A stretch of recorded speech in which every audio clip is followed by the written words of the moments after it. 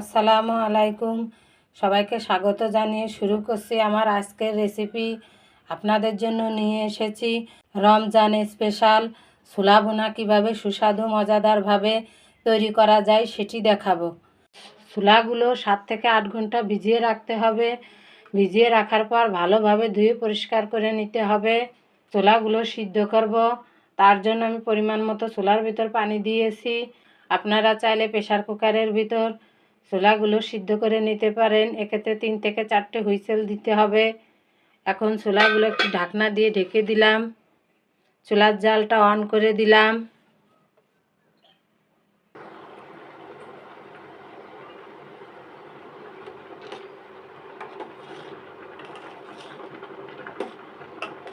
বলক আসলে চুলার জালটা একদম লো করে দিয়ে ঢেকে রাখবো যতক্ষণ পর্যন্ত সিদ্ধ না হয়।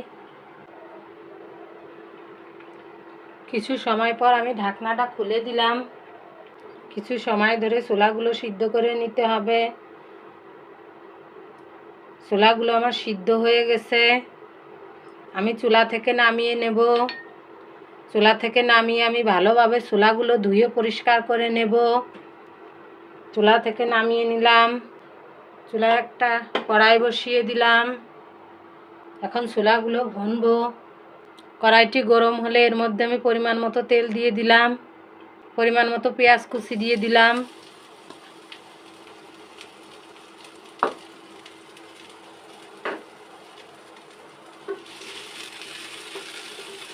আমি এখানে গরম মশলার গুঁড়া ব্যবহার করব, তার জন্য আমি আস্ত গরম মশলা দিচ্ছি না। গরম মশলার গুঁড়া ব্যবহার না করলে আস্ত গরম মশলা পেঁয়াজ ভাজির ভিতর কিছুটা দিয়ে দিতে হবে। পেঁয়াজগুলো হালকা লাল লাল করে ভেজে নিতে হবে।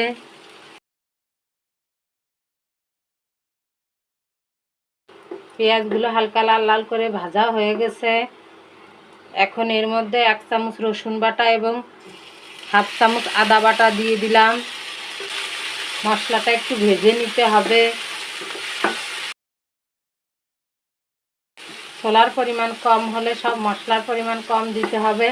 ছোলার পরিমাণ বেশি হলে সব মশলার পরিমাণ বাড়িয়ে দিতে হবে। একটু পানি দিয়ে দিলাম যাতে পুড়ে না যায়। এর মধ্যে কয়েকটা আলু কুচি দিলাম, টমেটো কুচি এবং 4টা কাঁচামরিচ দিয়ে দিলাম।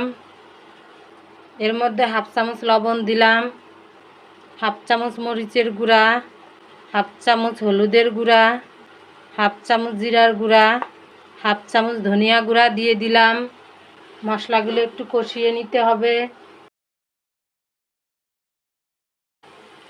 এখন এর মধ্যে পানি দিয়ে দিলাম।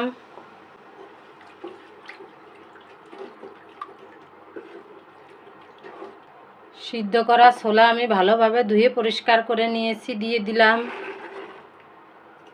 আর একটু পানি দিয়ে দিলাম। ছোলাগুলো মশলার ভেতর ভালোভাবে মিশিয়ে দিলাম। এখন ঢাকনাটা দিয়ে ঢেকে দিলাম। কিছু সময় ধরে পানিটা শুকিয়ে ছোলাগুলো রান্না করে নিতে হবে।